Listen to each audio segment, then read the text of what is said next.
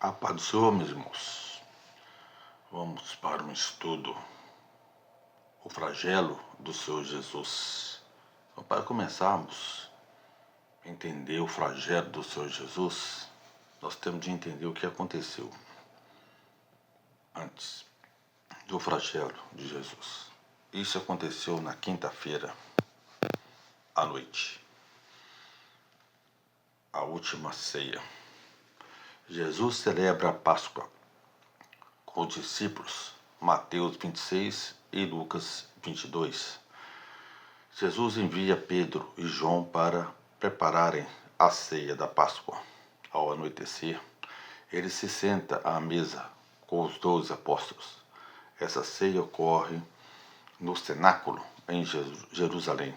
Ele expressa seu desejo de comer essa Páscoa antes de sofrer. Ele institui a Santa Ceia. Lucas 22, 19 e 20. Durante a ceia, Jesus toma o pão da graça, parte e dá aos discípulos, dizendo: isto é meu corpo dado por vós. Fazer isto em memória de mim. Depois toma o cálice e diz: este cálice é a nova aliança no meu sangue derramado por vós. Assim, ele institui o memorial de sua morte, que a igreja celebra dali em diante. Anuncia a traição de Judas e a negação de Pedro. João 13. Jesus revela que um dos 12 irá traí-lo.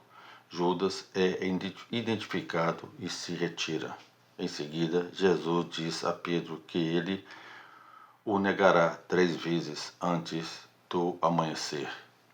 Pedro protesta, mas Jesus reafirma. O Getsemane, a traição. Noite de quinta-feira, Jesus ora intensamente no jardim do Getsemane. Mateus 26, 36 ao 46. Após a ceia, Jesus vai com os discípulos ao Monte das Oliveiras, especificamente ao jardim de Getsemane. Ali leva Pedro, Tiago e João um pouco mais adiante e pede que vigiem. Ele se afasta e ora 3 vezes, dizendo: meu Pai, se é possível, passe de mim este cálice. Todavia, não seja como eu quero, mas como tu queres. Sua agonia é tamanha que sua transpiração se torna como gotas de sangue. Lucas 22, 44. Jesus entra, meus irmãos, entra em uma profunda agonia espiritual. O peso da missão e da futura separação do Pai o faz soar como gotas de sangue, um fenômeno raro chamado hematidrose, que pode ocorrer sob estresse extremo. Um anjo aparece para fortalecê-lo. Judas chega com uma multidão armada e o beija, sinal da traição. Mateus 26, 46 ao 50. Judas, agora aliado dos líderes religiosos, chega com soldados e servos armados. Ele combina um sinal. Aquele que o beijar é ele. Prendei-o. E se aproxima, dizendo: salve, Rabi, e o beija, selando sua traição. Jesus é preso. Jesus se entrega, demonstrando autoridade e calma.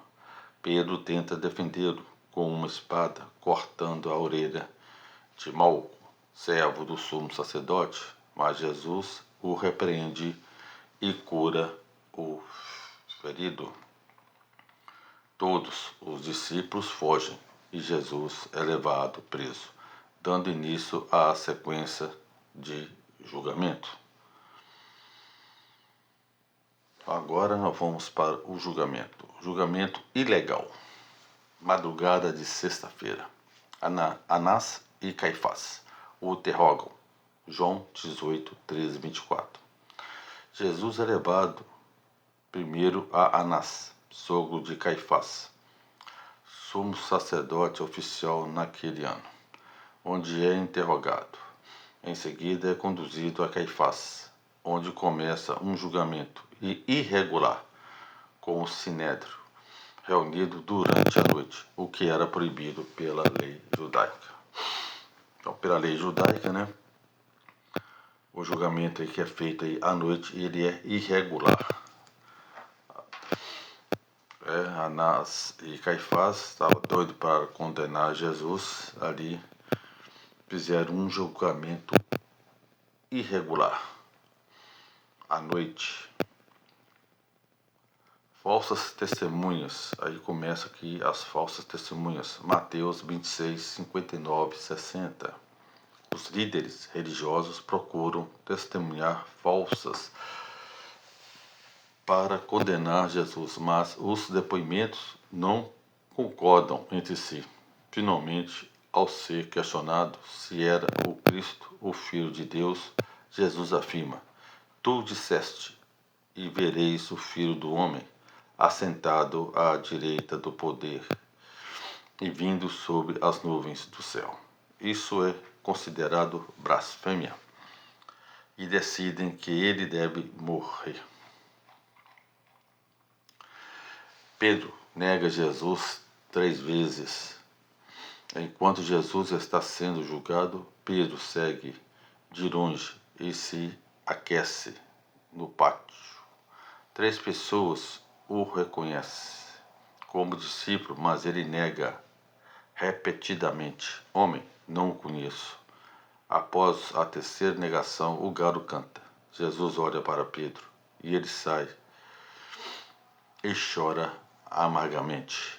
Pela manhã, Jesus é levado a Pilatos, depois a Herodes, e retorna a Pilatos.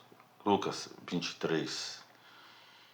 Ao amanhecer, os líderes levam Jesus ao governador romano, Pôncio Pilatos, pois apenas Roma podia aplicar a pena de morte.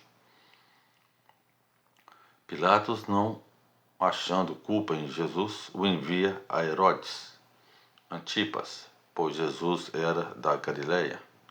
Herodes o ridiculariza e devolve a Pilatos. Pilatos tenta libertar Jesus, oferecendo-o no lugar de Barrabás. Mas o povo, instigado pelos líderes, grita: crucifique-o. Condenação e escárnio, manhã de sexta-feira. Aqui é onde que eu quero firmar mais, né, sobre o flagelo aqui de Jesus aqui.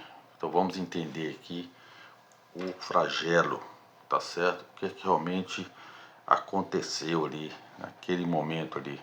Acho que muitos ali nem imaginam a dor que esse homem passou para pagar pelos nossos pecados. Pilatos tenta libertá-lo, mas a multidão clama: crucifique-o. João 19,6. Pilatos declara várias vezes que não encontra culpa em Jesus. Ele tenta usar a tradição da Páscoa de soltar um prisioneiro, oferecendo Jesus ou Barrabás, um criminoso notório. A multidão, instigada pelos líderes religiosos, escolhe Barrabás e exige a morte de Jesus. Crucifique-o. Pilatos, mesmo sabendo da inocência de Jesus, cede à pressão. Lava as mãos e diz: estou inocente do sangue desse justo. A responsabilidade é de vocês. Ele é flagelado severamente e recebe uma coroa de espinho. Mateus 27, versículo 26 ao 30. Jesus é entregue aos soldados e sofre uma flagelação brutal, com chicotes que frequentemente possuíam pedaços de ossos e metal. Essa tortura, chamada de flagrum romano, visava debilitar o condenado antes da crucificação. É zombado, vestido com manto escarlate e recebe um bordão. Os soldados zombam da ideia de que Jesus é rei. Colocam sobre ele um manto escarlate, símbolo de realeza. Tecem uma coroa de espinho e a colocam em sua cabeça, causando sangramento. Entregam-lhe um bordão como se fosse um cetro. Então ajoelham-se, ironicamente dizendo: salve, rei dos judeus. Em seguida, cospem nele, batem-lhe com o bordão e humilham. Então vamos agora fazer uma análise desse flagelo romano. Flagelo, flagrum ou verberatio, era um castigo comum no Império Romano para escravos, criminosos e rebeldes, usado para humilhar, obter confissões, preparar o condenado para a crucificação ou, em alguns casos, como pena autônoma. Era proibido para cidadãos romanos, exceto em casos de traição extrema, conforme Atos 22, versículo 25 ao 29. No caso de Jesus, Pilatos o manda açoitar antes da crucificação, João 19:1, talvez numa tentativa de comover a multidão para libertá-lo, João 19:5. O instrumento de tortura, o flagrum.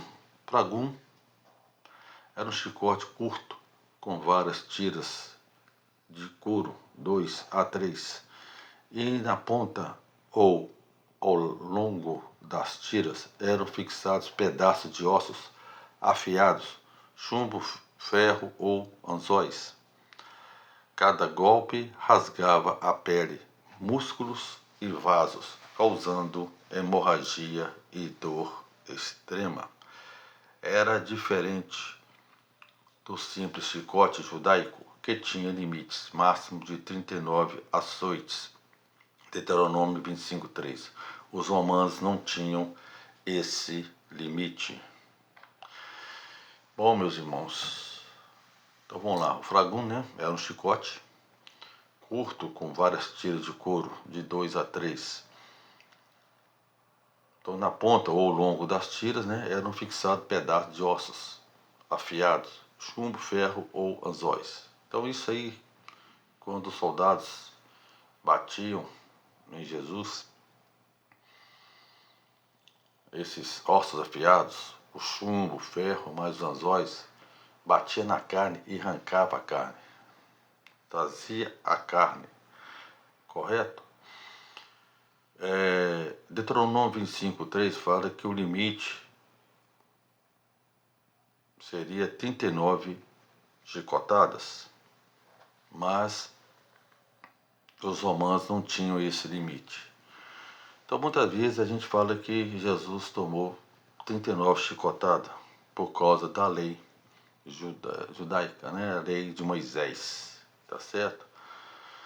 Deuteronômio 25:3. Mas pode ser que Jesus tomou muito mais do que 39 chicotadas.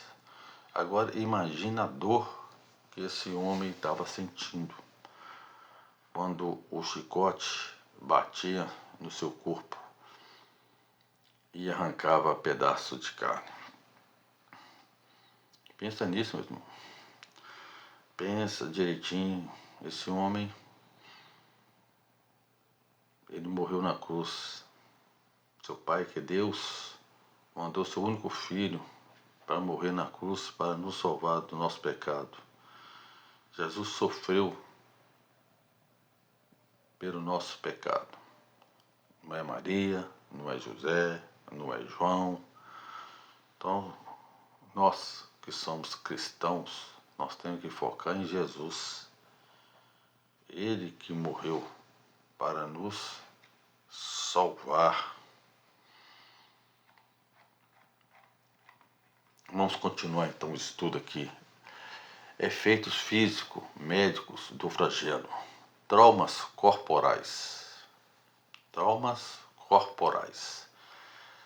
Laceração profunda nas costas, ombros, pescoço, pernas e peito. Exposição de ossos, músculos e nervos. Então aqui já começa já quando o chicote, né, batia no seu corpo, começava aqui a arrancar, né, a carne, né, aí mostrando aqui exposição de ossos, músculos e nervos. Choque hipovolêmico,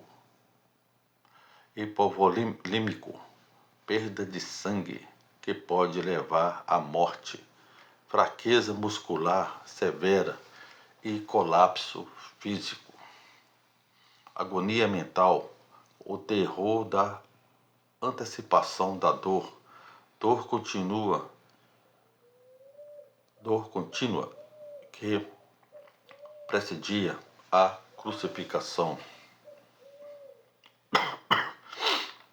Sinais visíveis profetizados. Isaías 52:14.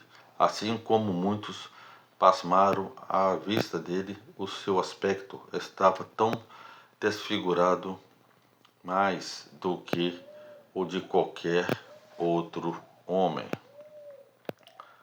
Aplicação ao caso de Jesus Cristo. O flagelo de Jesus foi exagerado e cruel, pois Pilatos esperava que após isso o povo se satisfizesse, combinado com escárnio, manto, coroa de espinhos e bordão.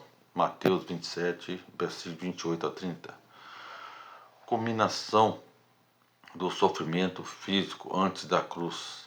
João 19, 1-5 mostra Jesus após o flagelo coroado de espinhos e apresentado por Pilatos como eis o homem, tentando apelar à compaixão da multidão. Significado teológico e profético. Então agora vamos para o significado aqui teológico e profético. Cumprimento das profecias. Isaías 53:5. Pelas suas pisaduras fomos sarados. O flagelo é parte das pisaduras redentoras. Substituição. Jesus recebe o castigo que nós merecíamos, inclusive o sofrimento físico. Ele sofre como servo, sofredor, para nos reconciliar com Deus. Isaías 53:10. Então, meus irmãos, esse castigo era para nós. Jesus recebe o castigo que nós merecíamos, então seríamos nós que merecemos esse castigo de sofrimento, para pagar os nossos pecados. Mas Deus, na sua graça, mandou seu Filho único para morrer, para passar esse todo sofrimento, para levar na cruz os nossos pecados. Então, para isso, precisamos de ter fé. Deus nos deu a graça, mas precisamos de fé. Se não tivermos fé na cruz, infelizmente, não seremos salvos. Então nós temos que ter fé na cruz. O que basta é simplesmente fé. Nada mais. Nada mais para sermos salvos. Se você crê, beleza, é salvo. Se não, infelizmente não será salvo. Tipologia do Cordeiro. O Cordeiro Pascual do Êxodo era morto após ser examinado e aprovado. Jesus é examinado por Pilatos e considerado inocente, mas ainda assim oferecido. O flagelo nos lembra do preço do pecado. Não foi algo simbólico, mas real e sangrento. Nos convida à gratidão, reverência e consagração. Glorificai, pois, a Deus no vosso corpo. 1 Coríntios capítulo 6, versículo 20. O sofrimento de Cristo nos liberta da culpa, do medo, da condenação eterna. Agora vamos falar sobre o caminho. O caminho até o Gólgota, por volta das 9 horas da manhã. Qual era o tamanho e o tipo da cruz? A cruz romana era composta por duas partes. Vamos entender aqui as duas partes aqui da cruz. Patibulum, a trave horizontal que Jesus carregava. E estípias, a estaca vertical já fixada no local da execução. Tá aqui muitas vezes aqui, meus irmãos, muitas vezes a gente fala que Jesus carregou a cruz, então a gente imagina que Jesus carregou a cruz toda, né? Mas na realidade Jesus carregou somente a parte vertical, onde seria crucificado, porque a outra parte que é vertical, ou melhor, Jesus carregou horizontal, né? A vertical estava lá, já estava lá no lugar onde seria a crucificação. A cruz não era polida ou leve, mas feita de madeira bruta, pesada e áspera. Estima-se, Patibulum pesava entre 35 a 50 quilos.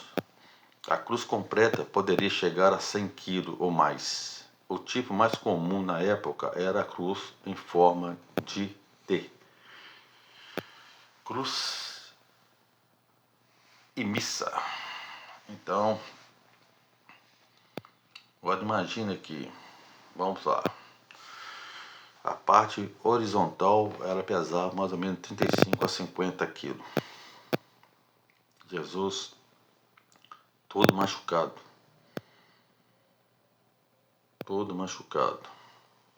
em carne viva, os ossos parecendo. Ele não tinha condições de carregar uma cruz completa que pesava de 100 quilos ou mais. E mesmo assim, com a parte horizontal pesando de 35 a 50 quilos, para uma pessoa que sofreu um flagelo, provavelmente mais de 40 chicotadas, porque os romanos não tinham limite. Faça ideia o que esse homem passou carregando essa cruz. E qual foi a distância entre onde Jesus foi chicoteado até aonde ele seria crucificado? Gólgota, também chamado de Calvário. É mais ou menos ali, meus irmãos, de 600 a 700 metros. Carregando aquele peso todo, com o corpo todo ferido. Mas o trajeto foi feito em ruas estreitas, de pedra e em aclive, com multidão ao redor, e após severa flagelação. Essa rota ficou conhecida como Via Dolorosa em Jerusalém. Jesus carrega a cruz, mas cai. João capítulo 19, versículo 17 diz assim: Jesus, extremamente debilitado pelo flagelo, começa a carregar a trave, Patibulum, mas não consegue chegar até o fim. Ele cai no caminho, indicando um colapso físico total. Aí é onde que surge um homem chamado Simão de Cirene. Lucas 23, 26. um homem chamado Simão de Cirene, pai de Alexandre e Rufo, é forçado pelos soldados romanos a carregar a cruz de Jesus. Isso mostra como Jesus assumiu nossa culpa, mas também chama outros a carregarem a cruz com ele, conforme Lucas capítulo 9, versículo 23. Mulheres choram por ele, Lucas 23, 27 a 31. Mulheres piedosas de Jerusalém choravam ao ver Jesus naquele estado, Jesus mesmo sofrendo, ele para consolá-las, e profetiza: filhas de Jerusalém, não choreis por mim, mas por vós mesmas e por vossos filhos. Ele fala do juízo que viria sobre a cidade 70 depois de Cristo, aludindo à destruição de Jerusalém. Então agora, meus irmãos, vamos ver aqui quem era Simão de Cirene. Cirene era uma cidade no norte da África, atual Líbia, que abrigava uma grande comunidade judaica. Simão, portanto, era provavelmente judeu da diáspora, que estava em Jerusalém para a celebração da Páscoa.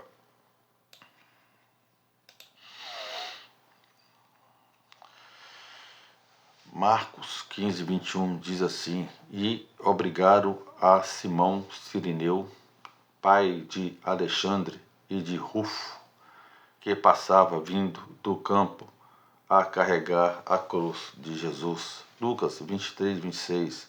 Pegaram um certo Simão Cirineu, que vinha do campo, e puseram-lhe a cruz para que a levasse após Jesus. Simão não era voluntário, mas foi obrigado pelos soldados romanos.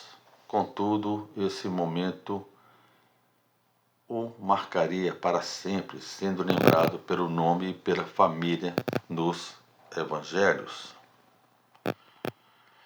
Quem era Alexandre e Rufo, filho de Simão, de Cirene?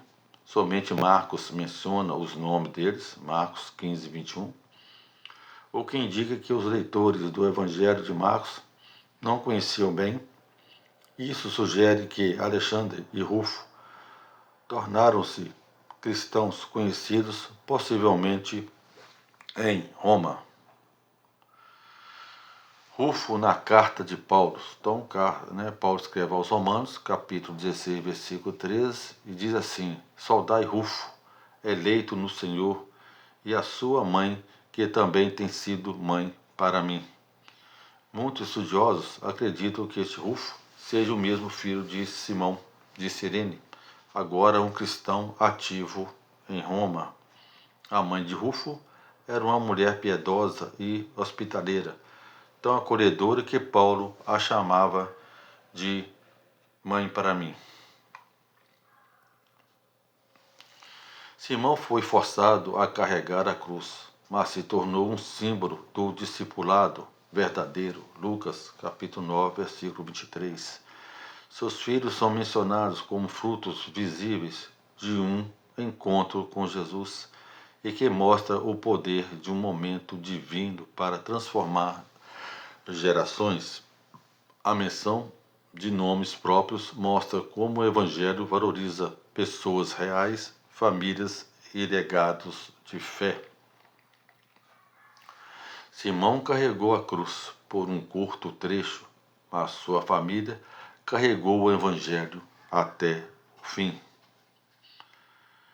O caminho até Gólgota nos lembra que Jesus não apenas morreu, ele se doou a cada passo. Cada metro da via dolorosa é uma expressão do amor em ação. E ele nos convida: se alguém quer vir após mim, negue-se a si mesmo, tome a sua cruz e siga-me. Lucas 9, 23. Vamos agora para a crucificação. Até aqui falei sobre o flagelo, e a caminhada aí de Jesus até A crucificação. A crucificação, sexta-feira, das 9 às 15 horas. Cravado na cruz entre dois ladrões. Marcos 15, 25, 32. Então Jesus ali foi colocado ali entre dois ladrões. Jesus é crucificado por volta da terceira hora, 9 horas da manhã. Ele é pendurado entre dois criminosos, cumprindo a profecia de Isaías 53, 12. De Isaías. Foi contado com os transgressores. Uma placa foi colocada sobre a cruz, com as iniciais INR, que significa Jesus Nazareno, Rei dos Judeus. Ali, durante a crucificação, ali, Jesus profere 7 palavras, João 19:30 e Lucas 23:46. Primeiro, Pai, perdoa-lhes, porque não sabem o que fazem. Lucas 23:34. Jesus inicia sua crucificação com perdão. Ele intercede por seus algozes, mostrando amor incondicional e o cumprimento de sua missão redentora, mesmo em dor. Ele revela o coração misericordioso do Pai. Hoje estarás comigo no paraíso. Lucas 23:43. O ladrão arrependido. Jesus oferece salvação imediata. É uma promessa de vida eterna, baseada na fé e arrependimento, não por obras, mas pela a graça. Bom, aqui, né, meus irmãos, tinha 2 ladrões lá, né? Um não quis acreditar que Jesus era filho de Deus, mas o outro, né, acreditou, né? E aquele que acreditou, então Jesus disse, Jesus oferece a salvação imediata. É uma promessa de vida eterna, baseada na fé e arrependimento. Então nós temos que ter fé e arrependimento. Nós temos que arrepender dos nossos pecados. Arrepender. Não é só falar de boca, não. Perdoa, Deus. Eu sou pecador, me perdoa, mas continua aí pecando, né? É arrependimento mesmo. Temos que arrepender dos nossos pecados. Mulher, a terceira frase que Jesus disse, mulher, eis aí teu filho, eis aí tua mãe. João 19, versículo 26 e 27. Jesus mesmo morrendo, cuida de sua mãe e entrega ela aos cuidados de João. É um ato de humanidade e responsabilidade familiar, exaltando o amor filial e a comunhão entre os discípulos. Deus meu, por que me desamparaste? Mateus 27:46, Salmo 22:1. Aqui Jesus expressa a angústia de carregar o pecado do mundo. É o momento em que ele sente a separação do Pai por causa do peso do pecado. Ele cita o Salmo 22, que começa em agonia, mas termina em vitória. O Salmo 22 é um salmo messiânico, um salmo que fala aí da agonia de Jesus aí durante a sua condenação até a crucificação. Aí se os irmãos quiserem, só ler lá o Salmo 22, que vai entender o que eu estou falando. Tenha sede, tenho sede. João 19:28. Uma declaração física que cumpre as Escrituras, conforme Salmo 69:21, mas também revela sua humanidade completa.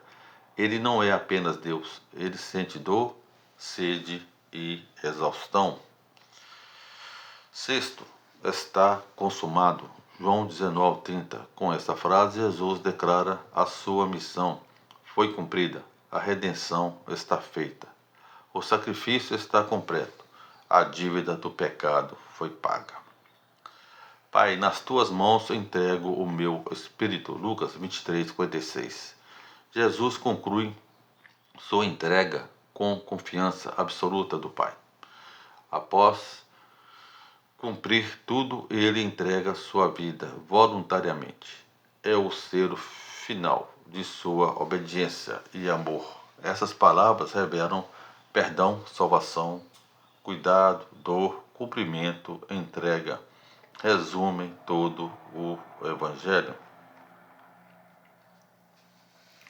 A escuridão cobre a terra, das 12 às 15 horas. Então aí quando Jesus aí está lá, né, na cruz, aí os acontecimentos. A escuridão cobre a terra, das 12 às 15, Lucas 23:54. Uma escuridão sobrenatural cobre toda a região. Foi mais que um eclipse, pois eclipses não duram tanto tempo e não ocorrem durante a Páscoa, lua cheia, sinal do peso do pecado do mundo e do juízo divino. O véu do templo se rasga, a terra treme, túmulos se abrem. Mateus 27:51-53. O véu do templo se rasga. Texto base, Mateus 27:51. O véu que separava o santo lugar do santíssimo lugar se rasga de alto a baixo, indicando que o acesso a Deus foi aberto. A expiação foi consumada. Bom, meus irmãos, até ali é o seguinte. A arca, né, da aliança, nesse caso, que ficava lá no santuário, né, no lugar lá onde que somente o sumo sacerdote poderia ir. Somente o sumo sacerdote poderia ir. Então, a partir do momento que esse véu rasgou, aí a partir desse momento, todos nós temos o contato com Deus. O véu que separava o santo lugar. Então somente o sumo sacerdote que ia até a arca da aliança, mais ninguém, somente o sumo sacerdote. Então ali o sumo sacerdote que tinha contato aí com Deus. Mas a partir do momento que o véu foi rasgado, então o acesso a Deus foi aberto. Então nós temos condições de ir até Deus, até Jesus. Então nós precisamos de ter uma pessoa intermediária para interceder por nós, nesse caso, né? Nós não precisamos de interceder. Não precisamos de ninguém para nos interceder. É nós mesmos que intercedemos. Nós mesmos que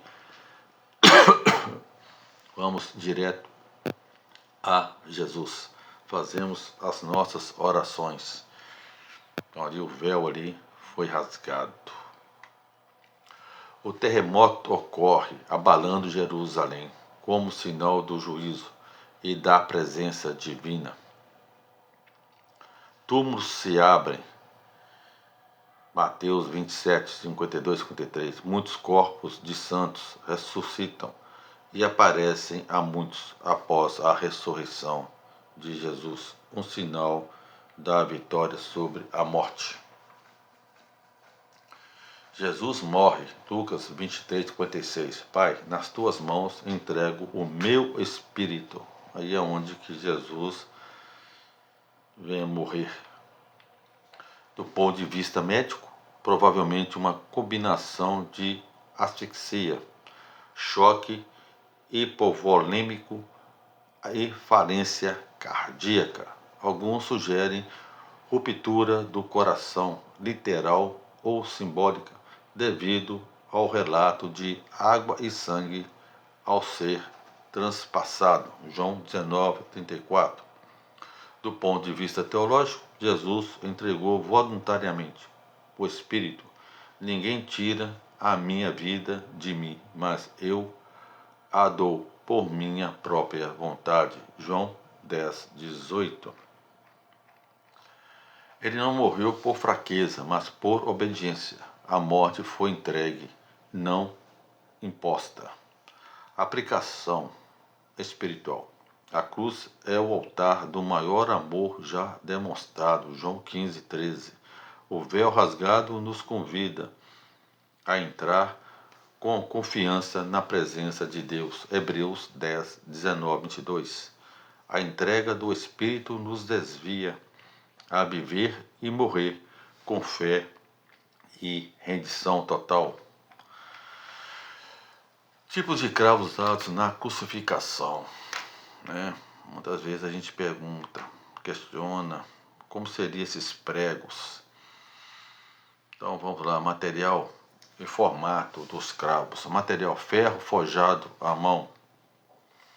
Formato: geralmente quadrado ou retangular, não redondo como os pregos modernos. Cabeça larga para impedir que o cravo atravessasse a carne completamente. A extremidade inferior era afiada, facilitando a penetração nos ossos e músculos. Tamanho dos cravos: com base em achados arqueológicos, especialmente o famoso achado de 1968 em Jivá, Amivitar, perto de Jerusalém, estima-se comprimento entre 13 a 18 centímetros. Alguns podiam chegar a 20, espessura de 1 centímetro a 1,5 centímetros, o suficiente para perfurar ossos, peso entre 100 a 200 gramas, variando conforme o tamanho. Locais de fixação com os cravos: mãos, punho. Tradicionalmente apresentado nas palmas das mãos. Historicamente e anatomicamente, os cravos provavelmente foram fixados nos punhos, entre o rádio e o cúbito, para suportar o peso corporal. Isso não contradiz o texto bíblico, João 20:27, pois na cultura semita da época, mãos incluíam a área do punho. Bom, meus irmãos, preste bem atenção. Um prego de aproximadamente aí, vamos colocar de 13 a 18 centímetros. Então vamos colocar 15. Uma média de 15, entre 13 e 18, colocar 15 aqui, 15 centímetros. Você acha que um prego aqui, na palma da mão, como muitos acham que seria na palma da mão, ficaria por 6 horas pendurado no madeiro? Você acha que aguentaria? A sua mão aguentaria? Eu creio que não. O peso seria tanto que rasgaria a mão. Então eu creio que realmente era no pulso.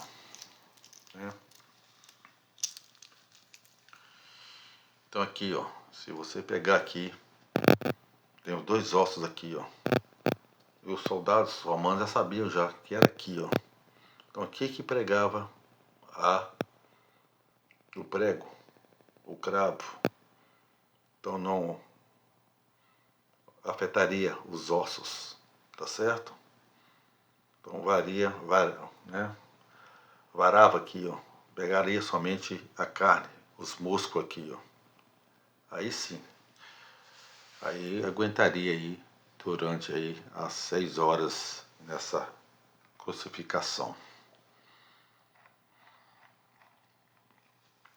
Os pés: 1 ou 2 cravos, separadamente um em cada pé, ou sobrepostos com um único cravo atravessando ambos os pés. Bom, né, Jesus aí nesse caso aí seria os pés aí um sobreposto, né? Com um único cravo atravessando ambos os pés, cravado sobre a madeira vertical da cruz, geralmente com os joelhos levemente dobrados. Descobertos. Arqueológica real. Caso de Jeoanã, Jerusalém, 1968. Um ossuário contendo os restos de um homem crucificado, um cravo de 11,5 centímetros, ainda atravessava o osso calcanhar. Este é o único achado físico direto de um crucificado da antiguidade. O cravo estava entortado, indicando dificuldade de remoção. Significado espiritual dos cravos. Isaías 49:16 diz assim: Eis que nas palmas da minha mão te gravei, uma imagem profética do amor que sangra. João 20:27, Jesus mostra as marcas dos cravos a Tomé como prova da ressurreição. Aplicação. Os cravos não foram apenas instrumento da tortura, eles selaram o cumprimento eterno do Filho de Deus com a nossa salvação. Os cravos usados na crucificação de Jesus eram instrumentos de execução projetados para maximizar dor e exposição pública, mas na soberania divina tornaram-se símbolos eternos da redenção. Bom, meus irmãos, voltando lá na cruz ainda, que eu esqueci de falar em cima, mas agora lembrei, veja bem, Jesus carregou somente a parte horizontal, onde ele seria crucificado, correto? E a outra parte vertical já estava lá no monte do Calvário, já fixado lá. Agora imagina vocês, Jesus todo rasgado, vamos dizer assim, mostrando os ossos. Ele chega para ser crucificado, ali deitado ali, naquela parte horizontal, ele é pregado ali, ele é crucificado ali. Ali para levantar aquele peso até chegar aonde que seria essa parte horizontal, seria pregada junto com a parte vertical. Faça ideia da dor que Jesus sentiu ali. Somente com aquela madeira. Ele sendo levantado. Somente ali, naquela crucificação ali, o corpo estava no ar. Ele foi pendurado, levantado até aonde que aquela parte horizontal ficaria na vertical. Imagina a dor que ele passou ali também. É complicado, meu irmão. Se você não tem fé, é complicado. Sepultamento. Sexta-feira, ao entardecer, José de Arimateia e Nicodemos pedem o corpo. João 19, 38, 42. José de Arimateia e Nicodemos pedem o corpo de Jesus Cristo. Então, José de Arimateia, membro do Sinédrio, Lucas 23, 50, 51, rico, justo e temente a Deus, tornou-se discípulo de Jesus em segredo por temor dos judeus, corajosamente foi até Pilatos e pediu o corpo de Jesus para dar-lhe sepultura digna. Nicodemos, o mesmo que visitou Jesus à noite, João 3, trouxe cerca de 35 quilos de mirra e aloés, substâncias aromáticas para embalsamar. Esses dois homens, antes discretos, se manifestam com ousadia após a morte de Cristo. Um testemunho poderoso de fé e amor. O envolvem em lençol e colocam em um túmulo novo. Procedimento: envolver o corpo em lençóis de linho com os aromas, conforme costume dos judeus. João 19:40. O corpo foi colocado num túmulo novo, cavado na rocha, pertencente a José de Arimateia. Mateus 27:60. O túmulo ficava em um jardim próximo ao local da crucificação. João 19:41. Facilitando o sepultamento rápido antes do pôr do sol. Este túmulo nunca havia sido usado, cumprimento de Isaías 53:9, e com rico esteve na sua morte. Guardas são postos, Mateus 27, 62, 66. Texto base, Mateus 27, 62, 66. Os líderes religiosos lembram da palavra de Jesus: depois de 3 dias ressuscitarei. Vão a Pilatos e pedem uma guarda para evitar que os discípulos roubem o corpo. Pilatos diz: tendes uma guarda, ide e guardai-o, como entenderdes. Selam a pedra da entrada e colocam guardas romanos. O sepultamento de Jesus foi feito com honra e vigilância militar, tornando a ressurreição ainda mais poderosa e inquestionável. Aplicação espiritual. Jesus foi sepultado como homem, mas a morte não pode detê-lo. Atos 2:24. O silêncio do túmulo fala do cumprimento. O castigo que nos traz a paz estava sobre ele. Isaías 53:5. José e Nicodemos nos lembram que o verdadeiro discípulo se revela nos momentos difíceis. A ressurreição. Domingo de manhã. Mulheres vão ao túmulo e o encontram vazio. Mateus 28:1-8. Texto base, Mateus 28:1-8. Marcos 16:1-8. Lucas 24:1-12. João 20:1-10.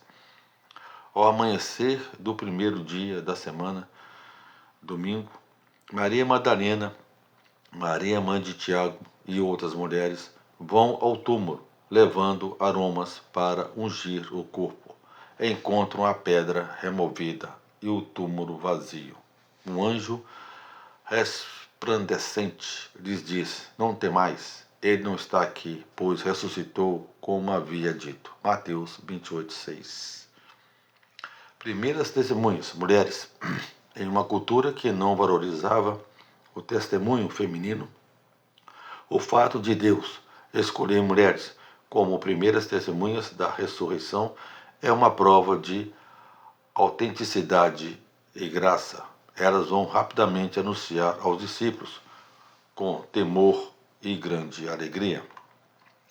Jesus aparece a Maria Madalena, João 20, 11, 18, aos discípulos de Emaús, Lucas 24, e depois a todos, João 20 e Mateus 28.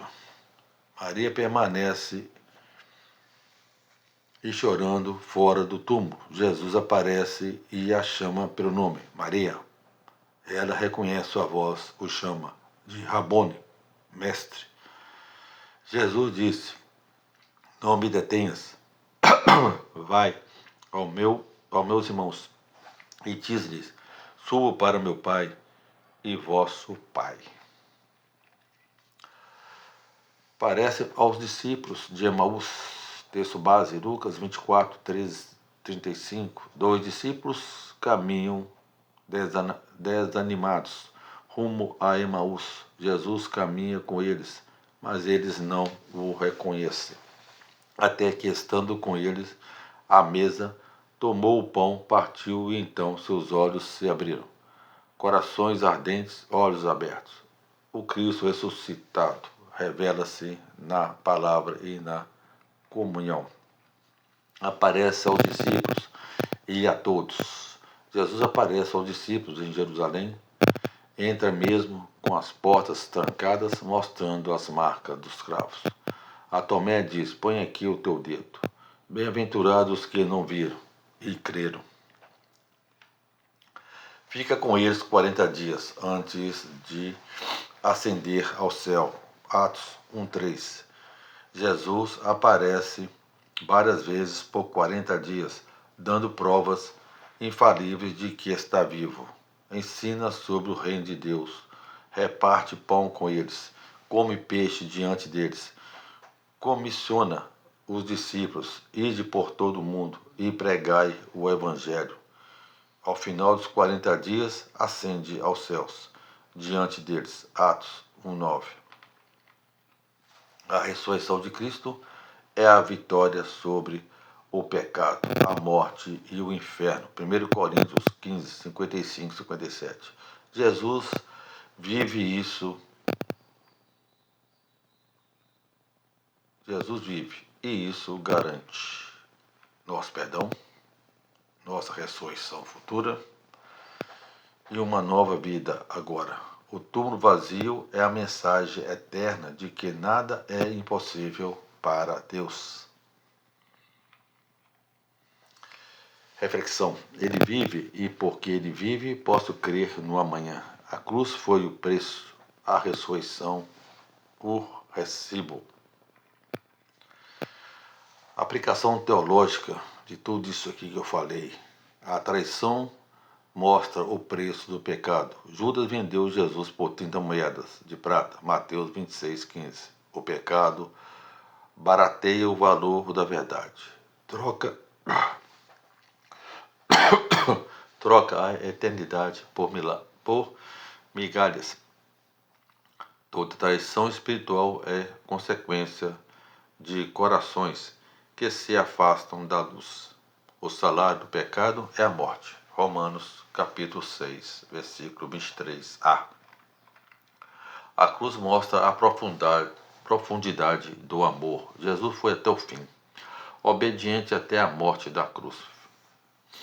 Filipenses 2:8. A cruz é o altar do Cordeiro, onde o amor foi provado com sangue. Ali Deus declarou: Eu te amei com amor eterno. Jeremias 31:3. Ninguém tem maior amor do que este, dar a vida pelos seus amigos. João 15:13. A ressurreição mostra a vitória de Deus. O túmulo vazio grita: a morte foi vencida. A ressurreição é o selo do Pai sobre a obra do Filho e a garantia de nossa justificação e da nossa vida eterna. Se Cristo não ressuscitou, é vã a nossa fé. 1 Coríntios 15:17. Cristo morreu por nossos pecados, foi sepultado e ressuscitou ao terceiro dia, segundo as Escrituras. 1 Coríntios 15:33-4. A traição revela o abismo que o pecado cava. A cruz revela a ponte que o amor construiu. A ressurreição revela o céu que agora se abriu. Cristo morreu por nossos pecados. Foi sepultado e ressuscitou ao terceiro dia, segundo as Escrituras. 1 Coríntios capítulo 15, versículo de 3-4.